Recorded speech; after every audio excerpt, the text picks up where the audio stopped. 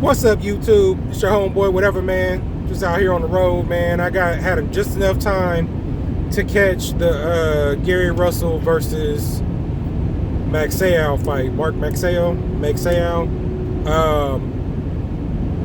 I hate to see Gary Russell Jr. go out like he did, with the injury, come in and lose his title that way.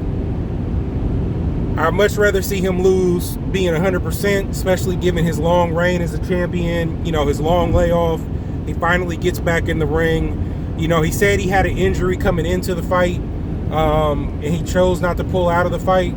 I wonder if that's because of the amount of time he's been out of the ring. Did he just not want to miss out on fighting again, getting a payday?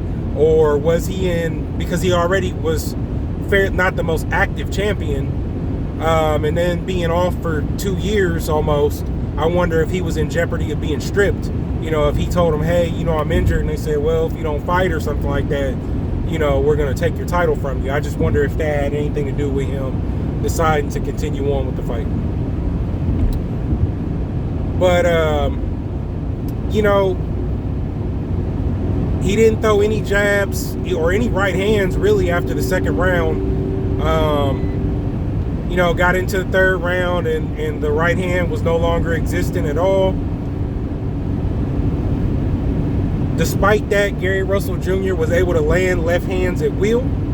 Magsayo never really jumped on him to close out the fight, to take over, to put the beating on Gary Russell Jr. He never did that. So from my perspective, I don't think his championship reign is going to be that long. He doesn't seem to have the killer instinct. He's got a hurt man in front of him, and he didn't do what he could do to get him out of there. And then on top of that, if you look at the scorecard, despite the injury, Gary Russell Jr. fought. Obviously, in fighting, he felt that he still had a chance to win the fight, and he really did have a chance to still win the fight, even with one hand. He was landing the left hand at will. He was slipping a lot of Magsayo shots, and even a lot of the ones that were landing weren't landing clean. So he didn't look, given the circumstances, he didn't look that bad. Magsayo just, I don't know, for lack of a better word, just wasn't impressive. It wasn't an impressive win. But nonetheless, he did win the title. Hopefully he gives Gary Russell Jr. a rematch.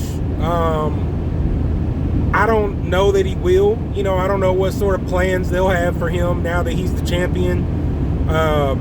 Maybe they'll want him to fight, some weak fighters, some guys that aren't, that great, some young up-and-coming people, something like that, to pad him so that he can continue to remain the champion. Because if he fights any of the top caliber guys, he's going to lose. So, if he is going to go out there and defend his title against decent fighters, he might as well go ahead and give Gary Russell Jr. a rematch, because he's not going to beat any of the elite level guys at this. Not with that performance.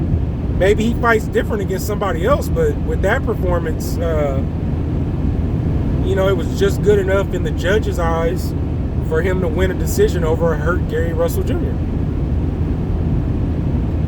Gary Russell Jr. had one punch, one shot, for the rest of the fight, for 10 rounds of the fight.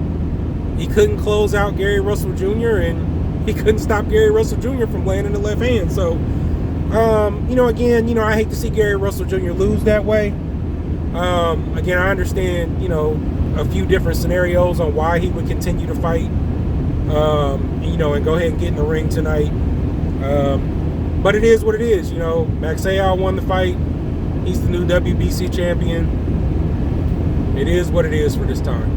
That's all I got, man. It's your homeboy, whatever, man. Follow me on Instagram or Twitter at whatever, man, WHATEVA_man. I'm gone.